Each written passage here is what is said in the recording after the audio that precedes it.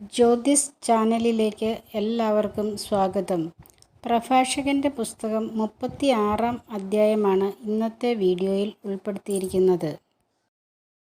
പ്രഭാഷകൻ അധ്യായം 36 ഇസ്രായേലിൻ്റെ രക്ഷയ്ക്ക് വേണ്ടി പ്രാർത്ഥന. ശ്രേഷ്ഠമായത് തിരഞ്ഞെടുക്കുക എന്ന ഉപശീർഷകത്തോടു കൂടിയ ഈ അധ്യായത്തിൽ 26 വാക്യങ്ങളാണ് ഉള്ളത്. ചോദ്യം 1. ആരാണ് കാരുണ്യപൂർവ്വം കടാക്ഷിക്കേണ്ടത്? ഉത്തരം: എല്ലാറ്റിൻ്റെയും ദൈവമായ കർത്താവ്. ചോദ്യം 2.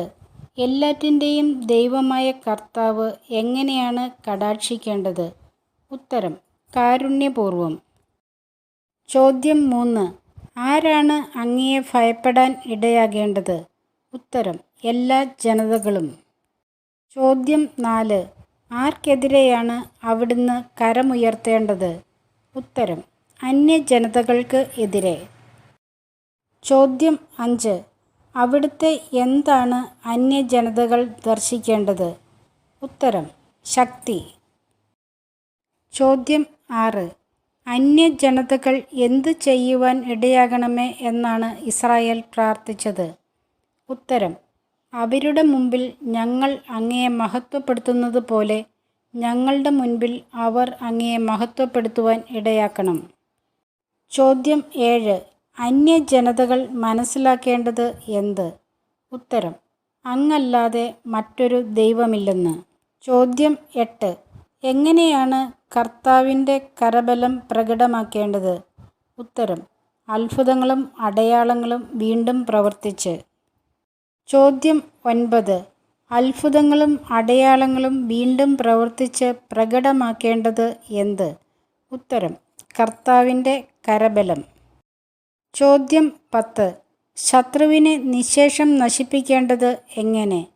ഉത്തരം: കോപത്തെ ഉണർത്തി ക്രോധം വർഷിച്ച്. ചോദ്യം 11. വാഗ്ദാനം അനുസ്മരിച്ച് ചെയ്യേണ്ടത് എന്ത്? ഉത്തരം: കാലത്തെ ത്വരിപ്പിക്കണം. ചോദ്യം 12. എന്തിനെയാണ് ജനം പ്രകീർത്തിക്കേണ്ടത്? ഉത്തരം: അങ്ങയുടെ കരുത്തേറിയ പ്രവർത്തനങ്ങളെ. ചോദ്യം 13. അവശേഷിക്കുന്നവർ എവിടെയാണ് ദഹിക്കുക? ഉത്തരം: അങ്ങയുടെ കോപാഗ്നിയിൽ. ചോദ്യം 14. ആരാണ് നാശമടയേണ്ടത്?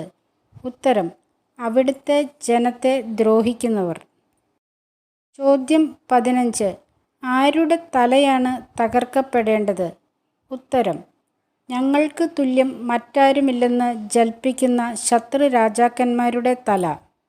ചോദ്യം 16. ആരെയാണ് ഒരുമിച്ച് കൂട്ടേണ്ടത്? ഉത്തരം: യാക്കോബിൻ്റെ ഗോത്രങ്ങളെ. ചോദ്യം 17. പ്രഭാഷകൻ്റെ പുസ്തകം 36-ാം അധ്യായം 11-ാം വാക്യത്തിൽ പരാമർശിക്കുന്ന ഗോത്രം ഏത്? ഉത്തരം: യാക്കോബിൻ്റെ ഗോത്രം. ചോദ്യം 18. യാക്കോബിൻ്റെ ഗോത്രങ്ങളുടെ അവകാശം എങ്ങനെയാണ് അവർക്ക് നൽകേണ്ടത്? ഉത്തരം: മുമ്പിലത്തെ പോലെ. ചോദ്യം 19. ദൈവമായ കർത്താവ് ഇസ്രായേലിനെ പരിഗണിച്ചത് എങ്ങനെ? ഉത്തരം: ആദ്യജാതനെപ്പോലെ. ചോദ്യം 20. ദൈവമായ കർത്താവിൻ്റെ വിജയമന്ദിരം സ്ഥിതി ചെയ്യുന്ന സ്ഥലം ഏത്? ഉത്തരം: ജെറുസലേം. ചോദ്യം 21. ദൈവമായ കർത്താവിൻ്റെ വിശ്രമ കേന്ദ്രം എവിടെയാണ്? ഉത്തരം: ജെറുസലേം. ചോദ്യം 22. ദൈവമായ കർത്താവിന് ജെറുസലേമിനോട് തോന്നേണ്ടത് എന്ത്? ഉത്തരം: കരുണ. ചോദ്യം 23. സീയോനെ നിറയ്ക്കുന്നത് എന്തുകൊണ്ട്? ഉത്തരം: ദൈവമായ കർത്താവിൻ്റെ അത്ഭുത പ്രവൃത്തികളുടെ ഘോഷം കൊണ്ട്. ചോദ്യം 24. ദൈവമായ കർത്താവിൻ്റെ ആലയത്തെ നിറയ്ക്കുന്നത് എന്തുകൊണ്ട്? ഉത്തരം: കർത്താവിൻ്റെ മഹത്വം കൊണ്ട്. ചോദ്യം 25. ദൈവമായ കർത്താവ് എന്തിനാണ് സാക്ഷ്യം നൽകേണ്ടത്? ഉത്തരം: ആദ്യ സൃഷ്ടികൾക്ക്. ചോദ്യം 26. ദൈവമായ കർത്താവ് എന്ത് പൂർത്തിയാക്കണം എന്നാണ് പ്രാർത്ഥിക്കുന്നത്? ഉത്തരം: അവിടുത്തെ നാമത്തിൽ അരുളിച്ചെയ്യപ്പെട്ട പ്രവചനങ്ങൾ പൂർത്തിയാകണം എന്ന്. ചോദ്യം 27. ദൈവമായ കർത്താവ് ആർക്കാണ് പ്രതിഫലം നൽകേണ്ടത്? ഉത്തരം: അവിടുത്തേക്ക് വേണ്ടി കാത്തിരിക്കുന്നവർക്ക്. ചോദ്യം 28. ആരുടെ വിശ്വാസ്യതയാണ് തെളിയേണ്ടത്? ഉത്തരം: ദൈവമായ കർത്താവിൻ്റെ പ്രവാചകന്മാരുടെ. ചോദ്യം 29. കർത്താവ് അവിടുത്തെ ദാസരുടെ പ്രാർത്ഥന കേൾക്കേണ്ടത് എങ്ങനെ? ഉത്തരം: അഹറോൻ നൽകിയ അനുഗ്രഹത്തിനൊത്ത്. ചോദ്യം 30. ഭൂമിയിലുള്ള സകല ജനതകളും അറിയേണ്ടത് എന്ത്? ഉത്തരം: അങ്ങാണ് യുഗങ്ങളുടെ ദൈവമായ കർത്താവെന്ന്. ചോദ്യം 31. ഏതു ഭക്ഷണവും സ്വീകരിക്കുന്നത് എന്ത്? ഉത്തരം: ഉദരം. ചോദ്യം 32. നാവ് ഇറച്ചി തിരിച്ചറിയുന്നതെങ്ങനെ? ഉത്തരം: രുചി കൊണ്ട്. ചോദ്യം 33. വ്യാജവാക്ക് തിരിച്ചറിയുന്നത് ആര്? ഉത്തരം: സൂക്ഷ്മബുദ്ധി. ചോദ്യം 34. സൂക്ഷ്മബുദ്ധി തിരിച്ചറിയുന്നത് എന്ത്? ഉത്തരം: വ്യാജവാക്ക്. ചോദ്യം 35. ദുഃഖം വിതയ്ക്കുന്നത് ആര്? ഉത്തരം: കുടിലബുദ്ധി. ചോദ്യം 36. കുടിലബുദ്ധി വിതയ്ക്കുന്നത് എന്ത്? ഉത്തരം: ദുഃഖം. ചോദ്യം 37. കുടിലബുദ്ധി വിതയ്ക്കുന്ന ദുഃഖത്തിന് പകരം വീട്ടുന്നത് ആര്? ഉത്തരം: അനുഭവസമ്പന്നൻ. ചോദ്യം 38. പുരുഷൻ എല്ലാ സ്ത്രീകളെയും എങ്ങനെ പരിഗണിക്കുന്നില്ല? ഉത്തരം: അനുരൂപകളായി. ചോദ്യം 39. പുരുഷനെ സന്തുഷ്ടനാക്കുന്നതെന്ത്? ഉത്തരം: സ്ത്രീയുടെ സൗന്ദര്യം.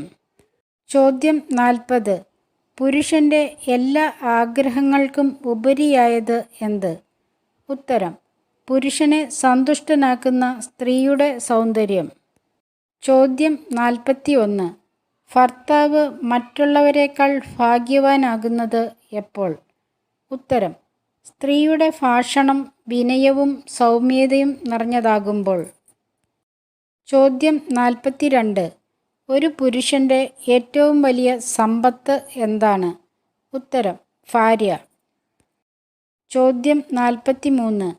പുരുഷൻ്റെ താങ്ങും തുണയും ആരാണ്? ഉത്തരം: ഭാര്യ. ചോദ്യം 44. എന്താണ് കൊള്ള ചെയ്യപ്പെടുക? ഉത്തരം: വേലി ഇല്ലാത്ത വസ്തു. ചോദ്യം 45. നെടുവീർപ്പിട്ടുകൊണ്ട് അലഞ്ഞു നടക്കുന്നത് ആര്? ഉത്തരം: ഭാര്യ ഇല്ലാത്തവൻ. ചോദ്യം 46. പ്രഭാഷകൻ 36-ാം അധ്യായം 26-ാം വാക്യം അനുസരിച്ച് വിശ്വസിക്കുകയില്ലാത്തത് ആരെയെല്ലാം? ഉത്തരം: നഗരം തോറും ചുറ്റി നടക്കുന്ന കൊള്ളക്കാരനെയും വീടില്ലാതെ അലഞ്ഞു നടക്കുകയും എത്തുന്നിടത്ത് അന്തി ഉറങ്ങുന്നവനെയും. ഇത്രയും ചോദ്യങ്ങളും ഉത്തരങ്ങളുമാണ് പ്രഭാഷകൻ്റെ പുസ്തകം 36-ാം അധ്യായത്തിൽ നിന്ന് ഈ വീഡിയോയിൽ ഉൾപ്പെടുത്തിയിരിക്കുന്നത്. വീഡിയോ നിങ്ങൾക്ക് ഇഷ്ടമായി എന്ന് കരുതുന്നു.